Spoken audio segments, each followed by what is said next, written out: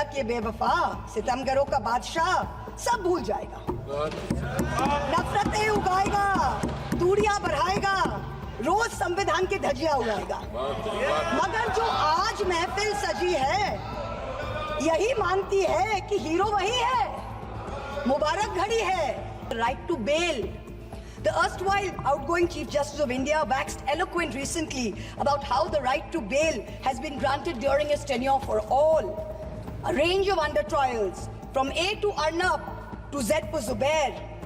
His alphabet unfortunately seems abbreviated because it did not include G for Gulfisha Fatima, didn't include H for Hani Babu, didn't include K for Khalid Safi, didn't include S for Sharjul Imam, and U for Umar Khalid.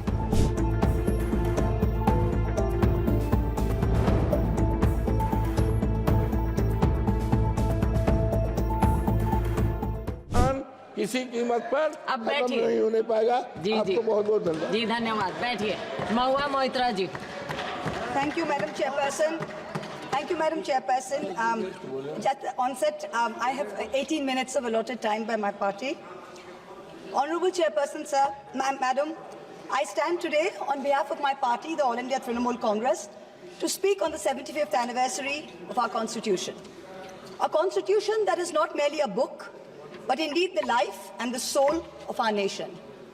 Almost 75 years ago to the day, on the 25th of November 1949, Baba Sahib Ambedkar reminded us, we must observe the caution which John Stuart Mill has given to all who are interested in the maintenance of democracy, namely, not to lay their liberties at the foot of even a great man, or to trust him with powers which enable him to subvert their institutions.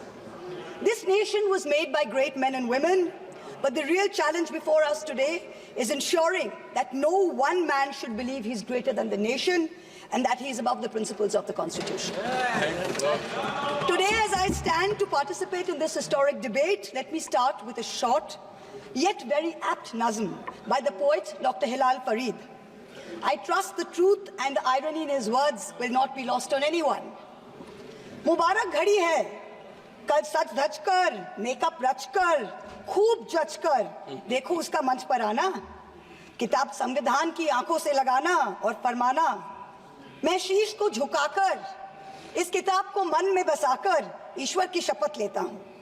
रात ढलने दीजिए, दिल बदलने दीजिए, कल तलक ये बेवफा सितमगरों का बादशाह सब भूल जाएगा, नफरतें उगाएगा, दूरियां बढ़ाएगा, रोज संविधान की धज्जियां उड़ाएगा। मगर जो आज महफिल सजी है यही मानती है कि हीरो वही है, मुबारक घड़ी है। For the past 10 years, a very large number of people in this country have felt that संविधान खतरे में है. Our constitution is in danger. As responsible public representatives, it is imperative that we actually put this to the test and check if this is just fear-mongering by us, as the ruling party would have us believe, or indeed is the constitution framework imperiled. As Professor Tarun Khaitan explains, there are three broad tests to check if the political executive is constitutionally accountable. Three checks for the country to remain democratic over time. So let's see how our country is faring on these three checks. The first is direct electoral accountability to the people. The second, there is accountability to the judiciary and other fourth branch institutions. And third, there is accountability rendered by the media and civil society as watchdogs of the citizenry at large. The ruling party has the right to influence policies over a large range of matters. You cannot take away that prerogative, but it cannot usurp power in a way that kills constitutional rights for the rest of us. This government, this ruling party, when confronted with this charge, uses only one defense. What about Mrs. Gandhi's emergency? Yes, that was a full frontal attack on democracy. No question about that. But we saw it for what it was. This government's modus operandi has been indirect and creeping, an incremental systemic assault for the past 10 years. The Modi government has consistently sought to erase the distinction between the party and the state by undermining and capturing all the mechanisms that seek executive accountability. It is killing our constitution by 1,000 cuts. I'm going to point out a few of the particularly bloody cuts. In the first test, Democracies seek electoral accountability from the political executive. Measures such as electoral manipulation, voter disenfranchisement, biased campaign finance over time give the ruling party an unfair advantage. Voter disenfranchisement has reached epic proportions in India. In the past general elections, as well as in the recent by-polls in many BJP-ruled states, there were widespread, documented, caught on television cameras, caught on mobile phones, instances of voter suppression, from names missing to electoral rolls, by police used to threaten, beat and intimidate voters. We saw it in Rampur, we saw it in Sambal. Entire localities were being forced to stay home. Another aspect is the largely targeted exclusion of a hated minority by a prejudiced majoritarian state, creating a whole section of second-class citizens whose rights are less equal than others. This government brought in a discriminatory Citizenship Amendment Act that is openly violative of the fundamental right to equality before law. All the BJP state governments are competing with each other in bulldozer justice, demolishing homes, usually of minorities, without due process of law. I had to go to the Supreme Court to get a stay on the unconstitutional order of the UP government, demanding that minorities, that Muslims, put identifying markers on their eateries in shops during the Kawad Yatra. This is blatantly a violative of Article 15. Let us move on to campaign finance now. In 2014, both the BJP and the Congress were held liable for illegally accepting foreign contributions. In response, this government retrospectively amended the Foreign Contribution Regulatory Act, FCRA 2010, to narrow the definition of a foreign company and thereby remove the illegality with retrospective effect. This was done surreptitiously. The Act of 2010 was not amended by a separate bill. It was done via clauses slipped into the Finance Act 2016 and the Finance Act 2018. The amendments not only legalized foreign funding of political parties, they also created a new funding vehicle called electoral bonds. In 2017-18, the BJP got 97.7% of funds that were legalized by surreptitious changes to the campaign finance laws. When the electoral bond numbers came out earlier this year, we saw that the BJP had between 54 and 57% of the total amount raised in the past 6 years. This kind of unfair advantage for the BJP in campaign finance has created a very skewed playing field for the opposition in recent years. There's no denying this. The use of the government funds to promote BJP and to promote Modi ji's political branding in the run-up to the elections, Modi ji ki guarantee, Modi ji ka parivar, creates a media blitzkrieg that few smaller parties can match. For a free and fair electoral process, a neutral referee is necessary.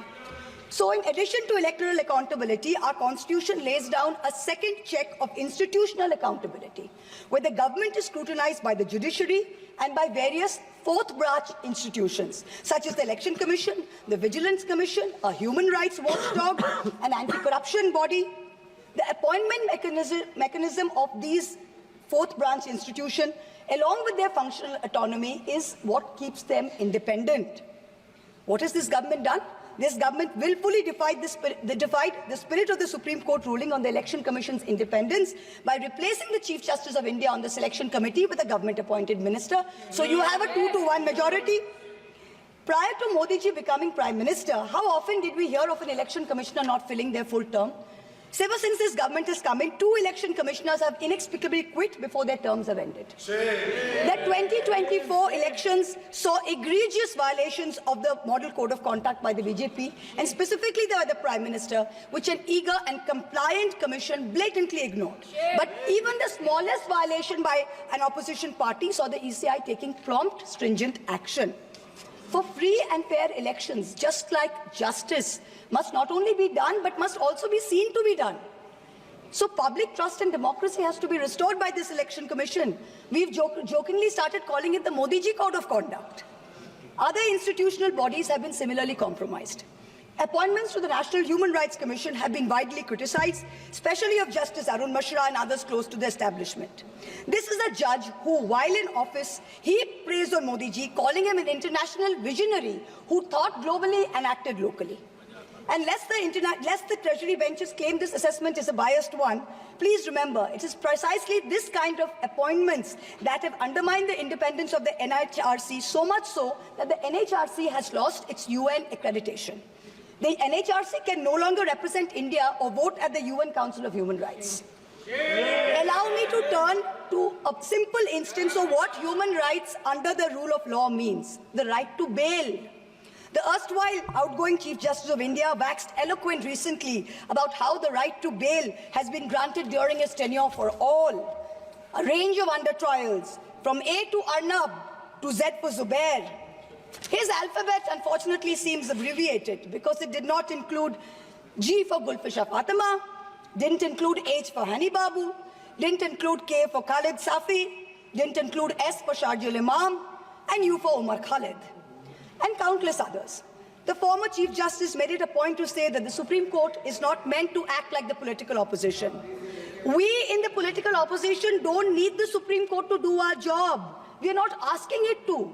But what troubles us is that some members of the higher judiciary appear to be doing their best to compromise the independence and integrity of our constitutional courts. I do not think that the framers of our constitution ever imagined a scenario where judges would rely on private conversations with God to write judgments, rather than on objective logic, on reasoning, and on the law and the Constitution. The Honourable Defence Minister, in a speech this morning, mentioned the courage of the late Justice H.R. Khanna to dissent in 1976. May I remind everyone that Justice Khanna lived for 32 years after 1976 under a largely Congress regime, long enough to write his autobiography, which the minister quoted from. Unlike poor Justice Lohia, who's resting in peace long before his time. Delays in filling vacancies in the Central Information Commission is denying citizens their right to information. Currently, the CIC has only 3 commissioners, including the chief, instead of the mandated 10, and has 22,000 pending appeals filed by people against the denial of information by this government. The third dimension of executive accountability is discursive accountability. Citizens in a democracy expect their government to be able to justify their actions by way of public discourse with civil society. This government on a daily basis is pursuing unconstitutional methods of restricting freedom of the press and freedom of speech. Its ill-conceived amendments to the IT rules to create fact-checking units was recently struck down by the Bombay High Court as being violative of Articles 14 and 19 of the Constitution. The latest UP police cases against fact-checker Mohammad Zubair, when the UP police is invoking de facto sedition against a fact-checker who is documenting hate speech. This is preposterous. I am one of the petitioners challenging the constitutionality of the sedition law, and the Supreme Court has very clearly stated that no coercive action will be taken on alleged sedition cases till the matter is decided. Yet the government doesn't stop. The Bharatiya Nyaya Samhita, which the ruling party brought in last year when most of the parliamentarians were suspended, they said we are dropping sedition, but you also replaced it with a far more draconian Section 152. There's also something else which we all need to think about. The BNS for the first time adds terrorism as a punishable offence and defines it as an act that intends to threaten the unity, integrity and security. So the crime of terrorism is no longer anchored in an actual act. It's anchored in an intent or a thought. This means that from now onwards, the parents of disappearing Kashmiris or disappearing Manipuris who are protesting peacefully in a park can be accused of being terrorists. What they do or do not do in that park while they assemble is besides the point. As long as a police officer is convinced that they have the intent to do something, they can be terrorists. This makes terrorism a thought crime. Madam Chairperson, this is closer to the letter and spirit of the dystopian reality in George Orwell's 1984 than it is to the Constitution of India. Let me turn to how the policy of 1,000 cuts has damaged our institutions. Institutions like the Enforcement Directorate and the CBI have turned into extortionist departments for the government. 14 political parties approached the Supreme Court against the coercive criminal actions of these two agencies. 95% of cases by these two agencies are against opposition politicians. Since 2014, 25 opposition leaders facing corruption have crossed over to the BJP. 23 of them have got reprieves. 3 cases are closed. 20 cases are stalled. For years, the CBI was used to put pressure on NDTV and its promoters via a bogus case. Now that the channel's been captured, it's been sanitized, CBI says that there was never any case to start with. Airports and large infrastructure have been captured by crony capitalists by similar misuse of the ED and the CBI. In a cooked-up case against me, the CBI is wasting precious time and resources looking for a scarf and lipstick that a friend gifted me. These actions have cost India the first ever human rights violation by the Interparliamentary Union in Geneva, the global body governing all national legislatures. After the abrogation of Article 370, there has been a flagrant crackdown of the constitutional rights of the people of Kashmir. Free speech and movement have been hampered. Passports cancelled without any pending cases. Never heard of it. Manipur, an integral part of the Union of India, seems to have a complete breakdown of constitutional machinery. The failure of governance is stark. The Union government under Article 355 of the Constitution is obligated to assist states in the maintenance of law and order. In May 2024, in the Supreme Court, Solicitor General stood up and said the violence is subsiding. Yet, horrifying incidents are happening every day. I petitioned the Supreme Court in the Manipur violence case. Senior advocate Indira Jaisingh appeared for me. An expert committee was set up. But then after 27 or more hearings, there is no relief, there is no justice yet. Time constraints don't allow a more in-depth analysis, but it is crystal clear that this political executive of the past 10 years has systematically eroded democracy. It failed spectacularly on all three tests of constitutional accountability laid out by Professor Khaitan. Our constitution is bleeding from 1,000 cuts. Samvidhan khatre mein zarur hai. The need of this hour is to ensure that the idea of India survives in its purest form. This burden is heavier on some of us than on others. The judiciary and the media have a far greater responsibility in protecting our constitution than do normal citizens. History will not be kind to you, your lords and ladyships, if you falter. To every Chief Justice of India, past and present, I say this: yours is not to worry about your personal legacy. Yours is not to take directions from God. Yours is not to have a private family function turned into a televised circus with a political executive. The Constitution is your only God. The Constitution should be the only Atithi who should be in your home as your Deva. Attention-seeking divas do not leave legacies. Upholders and protectors of our basic sovereign rights will only be remembered. To the media, I say, you play a huge role in guaranteeing our democracy's survival. Live up to it. To taking a few liberties with Faiz Ahmed Faiz's immortal words, let me tell you. Sab taaj uchhale jayenge, sab takht giraye jayenge. Bas naam rahega Samvidhan ka. In conclusion, I pay homage to the 17 women of India's Constituent Assembly who laid the path for all of us like me to stand here today. And I would like to remind us of Vijayalakshmi Pandit's words. Freedom is not for the timid. Protecting our constitution in these harrowing times requires courage. Let us rise to it. We will succeed. Jai Hind. Jitnambika Pal ji.